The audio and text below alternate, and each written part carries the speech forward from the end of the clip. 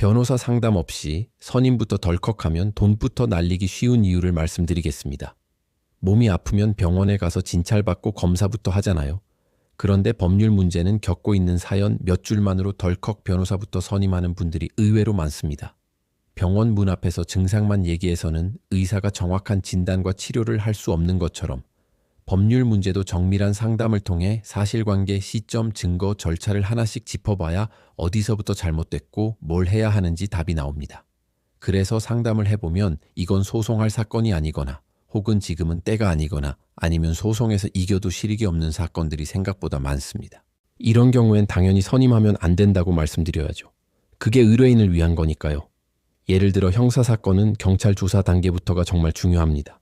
절도, 성범죄, 보험사기 등 사건마다 쟁점이 다 다른데 첫 조사 때 어떻게 진술하고 대응하느냐에 따라 사건의 방향이 완전히 달라질 수 있습니다. 그래서 저는 조사 단계부터 재판까지 변호사가 직접 책임지고 동행하는 걸 원칙으로 합니다. 민사사건은 좀 다릅니다. 이기는 것보다 중요한 게 실제로 돈을 받아내는 거죠. 그래서 소송을 시작하기 전부터 상대방 재산을 파악하고 강제 집행이 가능할지 그 가능성까지 다 따져보고 사건 전체를 설계해야 합니다. 이길 수는 있는데 돈 받을 방법이 없으면 그 소송은 의미가 없으니까요. 어처구니 없게도 이런 부분을 간과하는 경우가 많습니다. 부동산 분쟁이나 전세 사기 같은 경우는 계약서의 법적 의미와 등기부 같은 권리관계를 함께 뜯어봐야 길이 보입니다.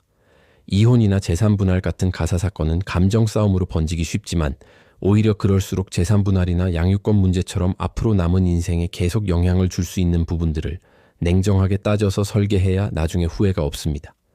또 출입국 문제와 형사, 민사 사건이 얽혀 있을 땐 이걸 따로 떼어놓고 보면 답이 안 나옵니다. 처음부터 하나의 흐름으로 보고 종합적으로 검토해야 해결할 수 있죠. 제가 2009년 사법연수원에 들어간 이후로 지금까지 수많은 사건을 다루면서 늘 지켜온 원칙이 있습니다. 바로 현실적인 설명입니다.